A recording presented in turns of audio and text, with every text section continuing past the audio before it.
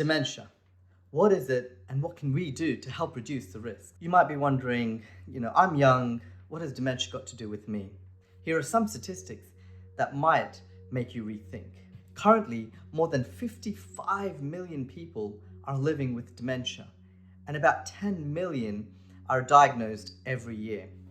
In Australia alone, there are 500,000 people living with a form of dementia. In 2022, 1.6 million people in Australia are involved in the care of someone with dementia. Those statistics are likely very similar worldwide. Now, firstly, to start with, what is dementia? Dementia describes a collection of symptoms that affect the brain. It's actually an umbrella term for various different types of diseases, and the symptoms that those diseases lead to can be called dementia. For example, Alzheimer's disease, vascular dementia, frontotemporal dementia, Lewy body dementia. Essentially, these diseases cause a progressive decline in a person's thinking skills. Their memory might be affected. Their mood, their personality might change. Over time, parts of the brain don't function as well, and things that they would always be able to do become more difficult. Alzheimer's disease or Alzheimer's dementia is just one form of dementia. Alzheimer's accounts for about 60 to 70% of all cases of dementia. Dementia is not a normal part of aging. It's not something that we all are going to have. Some studies quote about 50% of people might develop dementia by the age of 85. Some others might say about 25%, so even 1 in 4. That's a very high chance. Now, that could be a grandparent you know. It might end up being your parents or you yourself. So you might be wondering, what are some of the things I can do to help prevent dementia, or to help prevent dementia in someone I care about, someone I love? So what I'm going to do today is tell you 3 things you can do right now to help reduce your risk of dementia. Now, just to clarify, there is no known cure for dementia, and there is no way to absolutely prevent dementia. Now, there are some non-modifiable risk factors, meaning things you can't change. Your age, which is the highest risk factor for dementia. As you get older, your risk increases. There's genetics. Now, there are very few rare forms of dementia that are linked to certain genes. Now, there's also family history. A family history of dementia does increase your risk, and we don't fully understand why yet. Now, here are the 3 things to do to help reduce your risk. Now, they're divided into heart health, your body health, and the mind health. So to start with, heart health. There are a few simple things you can do, and the first actually starts with going to see your doctor. There's a few simple modifiable risk factors: blood pressure, cholesterol. For example, blood pressure, there are ways to reduce it with lifestyle. There are also medications. Now, cholesterol is another important modifiable risk factor.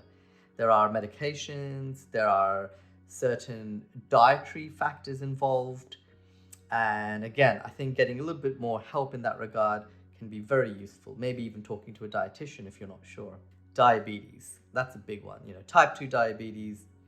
And a lot of it, of course, comes down to sugar intake, carbohydrate intake. And if you reduce those, then usually your risk of diabetes goes down and your risk of dementia related to that goes down. Smoking, that's a big one for all cardiovascular issues. So smoking has been linked to increasing your risk of dementia. So that's another reason to quit smoking, or to not take up smoking if you're not smoking yet. If you're having trouble quitting smoking, that's another reason to go see someone, maybe get a little bit of extra help. Now, the second important thing is your physical health. Now, we've already touched on some of this because heart health and physical health are intrinsically linked. However, there is a few certain specifics in physical health I wanted to talk about. Now, the first is physical activity. Now, the Heart Foundation of Australia recommends 30 minutes of at least moderate intensity physical exercise, especially anaerobic exercise, 5 days a week. So that's 150 minutes a week in total. What's also recommended are 2 days of muscle strengthening activities. So, for example, lifting weights. And that has been shown to help reduce, again, your risk of dementia, but also just improves your general well-being. The other one, diet. This is where I wanted to focus in specifically on the Mediterranean diet. You may have heard about this a little bit. Essentially, the Mediterranean diet has been shown in a study to help reduce your risk of dementia, but only if it was adhered to quite strictly. If you sort of were, sort of on and off with the Mediterranean diet, but also having, other foods, the benefit really wasn't there. That doesn't mean that you can't make some changes though. As I said, your heart health, your diabetes risk, that's all affected by your diet. One other thing about diet, there's a bit of a misconception. Not all fats are bad. In fact, some fats are actually great for you. There's a few different foods which I would highly recommend. Extra virgin olive oil, for example. Avocados are great. Oily fish. Now, I don't eat oily fish because I'm a vegetarian, but there are other ways of getting essential oils, now unhealthy things that you should avoid. Palm oil, coconut oil, biscuits, cakes, pastries, deep fried foods. Deep fried foods are terrible for you. You should probably watch your salt intake and generally try and avoid processed foods. Especially ultra processed foods. Of course, drinking plenty of water. Because again, if you're having carbonated, sugary drinks, then it increases your risk of diabetes. Now, sleep. So in general, adults should aim for 7 to 8 hours of sleep a night. There's increasing evidence to show that sleep disturbance can affect our well-being, our risk of developing dementia, developing other cognitive problems and depression later in life. Various factors can affect sleep. You might just have some general insomnia, sleep apnea, sleep disordered breathing. If you find that you're not able to sleep despite trying, then it is something that, again, you should seek a medical opinion about.